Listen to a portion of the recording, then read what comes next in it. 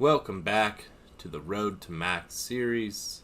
We have a lot to get done today, and the first thing we have to do is we've got to make a little trip to the rich neighborhoods, so let's jump into it right away. And while we're taking care of these zombies really quickly, I wanted to talk about something with you. You might notice that the audio is a little bit off. That's my fault. So if you want this metallic echoey sound, all you have to do is in your OBS, record from the same source twice. And with that audio issue addressed, we can now get into doing what we need to do. If you remember last time, we were looking to get ourselves a needle, and conveniently we did find another generator in the shed. I'm not going to take this generator at this time, but I am going to leave a little note on my map just so, if we need one in the future, we know it's here. And as you can see from our purple shirted friend, there's a good reason I close the windows and doors whenever I look at my map.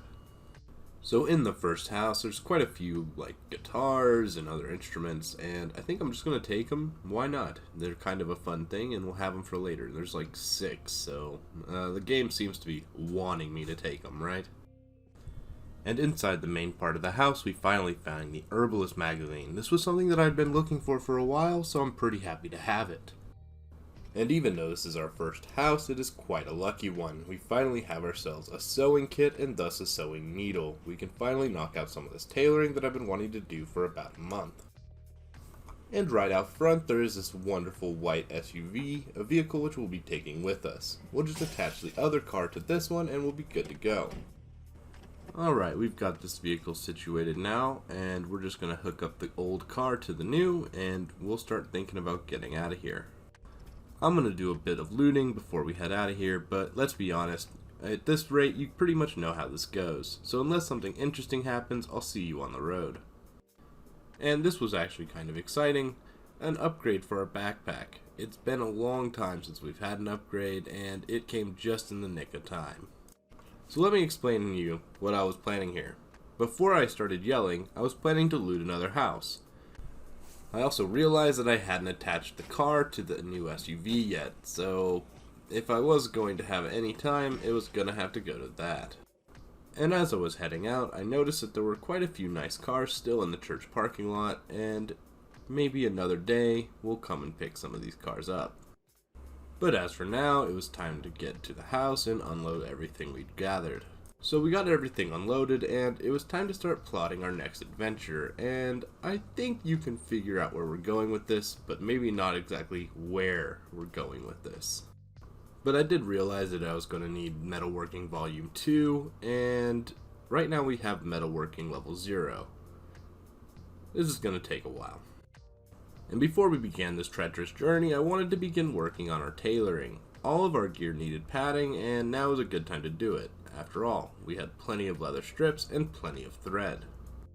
We started with the denim shirt before moving to our pants, and after that, we did basically everything else. After we finished patching all our clothes, we were still pretty close to a level, and these 2 zombies outside didn't seem to be using their clothes anymore, so I took them for myself to do a bit of practice. And boy does it feel good when a plan finally comes together. Tailoring level 1 was acquired, and we had patches on all our clothes. And we read a couple magazines on the roof for good measure. After all, we still needed to burn through today. And frankly, what's a better way to burn through some time than by doing mechanics? We're just going to be out here until probably midnight 1, just working on cars. To be honest, I really like mechanics as a time waster. It's a bit tedious, but it can burn up as many hours as you need while still being productive, and it is definitely a lot better than just standing around with fast forward pressed. Just one last bit of maintenance, we need to repair and refuel the generator, and then when we leave in the morning we'll be able to be gone for a few days, no worries. Alright, that looks a lot better, I think you would agree. In the morning we attached the trailer to our beautiful white Bronco. Then I realized I probably needed more food, so I went and grabbed some frozen potatoes for the road. So I started to head out of town, and unfortunately this kept happening. Zombies would show up, I would clear them, zombies would show up, and I would have to clear them. And I was trying to save my car's durability for the destination. And it only took us 90 minutes to finally get to the school that's just a block down the road. I did really want to show this clip, just because it shows you that I am a little bit slicker than you might think. I'm going to go ahead and ditch the trailer, hop back in, and yeah, initially when I found this white Bronco, I was like, oh, this car is great, I'm going to keep this. Nah, that's not how vehicles work in Project Zomboid. Never grow attached to any of them that you find. And after another 70 minutes, we almost have all the zombies cleared out. It's not too bad, but it could have gone a bit smoother.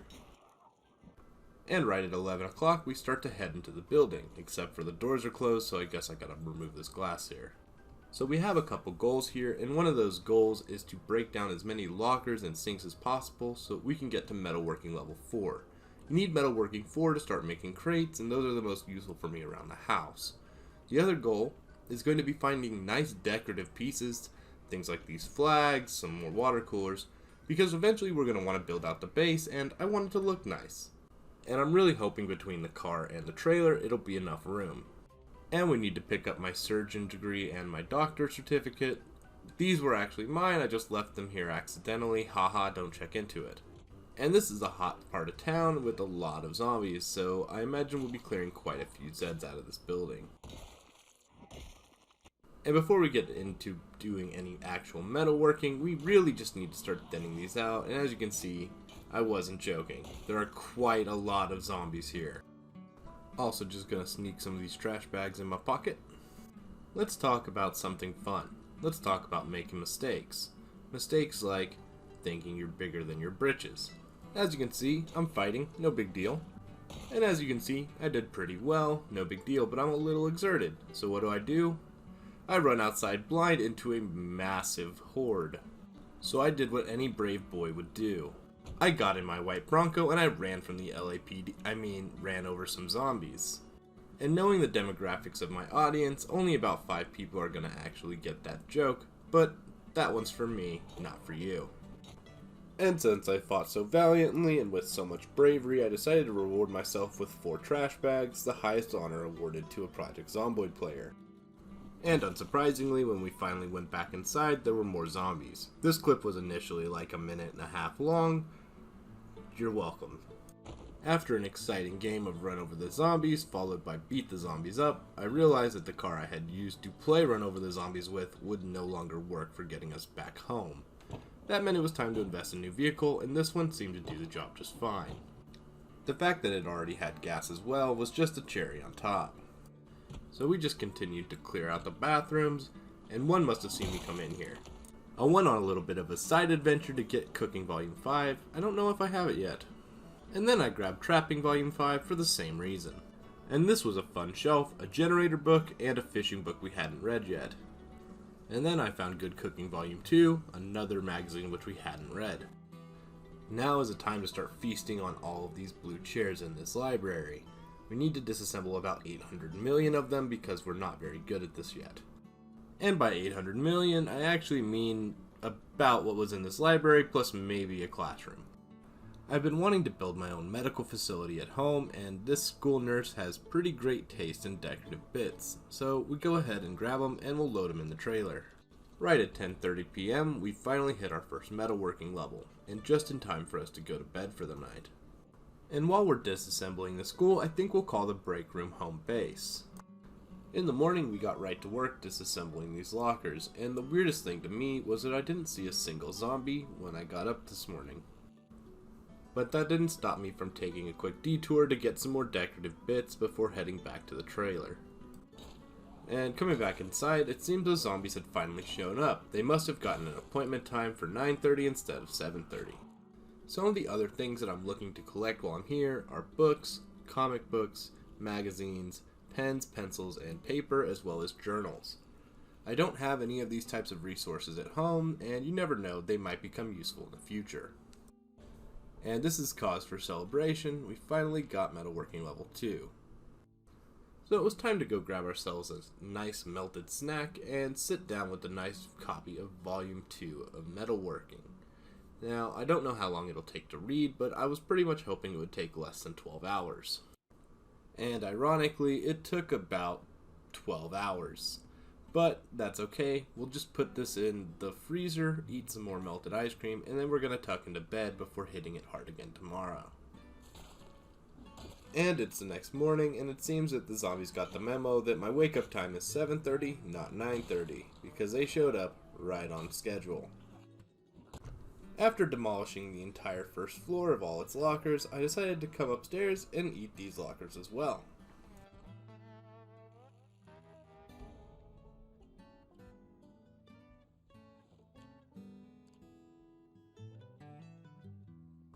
So I normally cut these parts out where I drop stuff off at the car, but this one got a little bit spicy. As you can see, they must have scheduled for a 4 o'clock as well. While the Bronco only had 3 good wheels left, it still could do the job just fine of thinning out these zombie packs.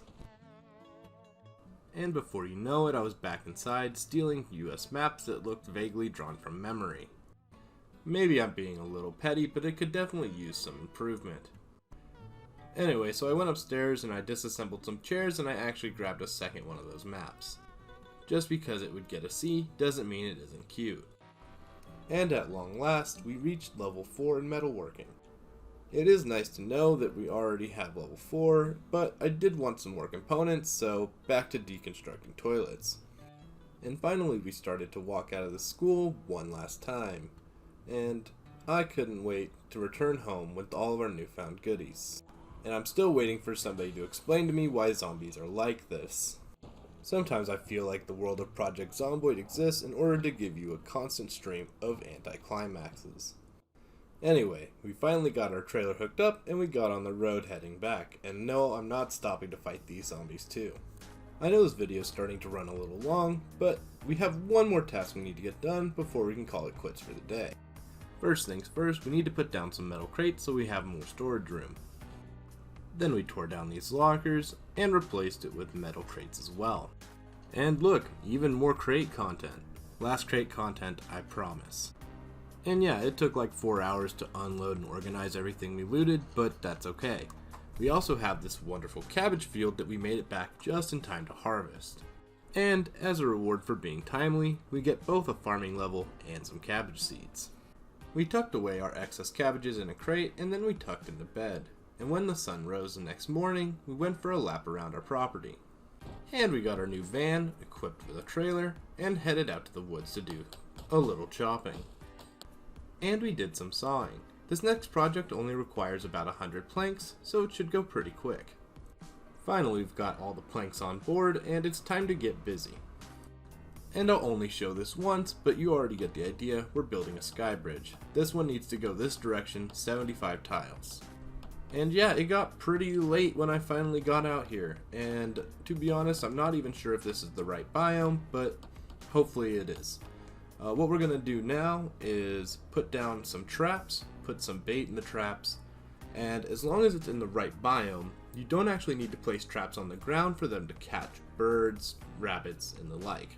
And at 2:30 in the morning, we finally tucked ourselves into bed, followed by a morning jog, and a disappointing look at the stick traps that just didn't work. I think this may be the wrong biome, but this technique should still work. I didn't see anything in the patch notes about them fixing this. And unfortunately, I've kind of run out of time on this episode, but next time we will get those traps working. I did want to ask though, for all of my videos I normally do voiceover, but I've been wanting to try live commentary. If you have a preference, let me know down in the comments. Also, these are our final stats for the episode. And I would say we're making pretty good progress. Next time, we're going to work on some of those combat skills. But until then, consider liking the video, subscribing, doing all of that good YouTuber stuff.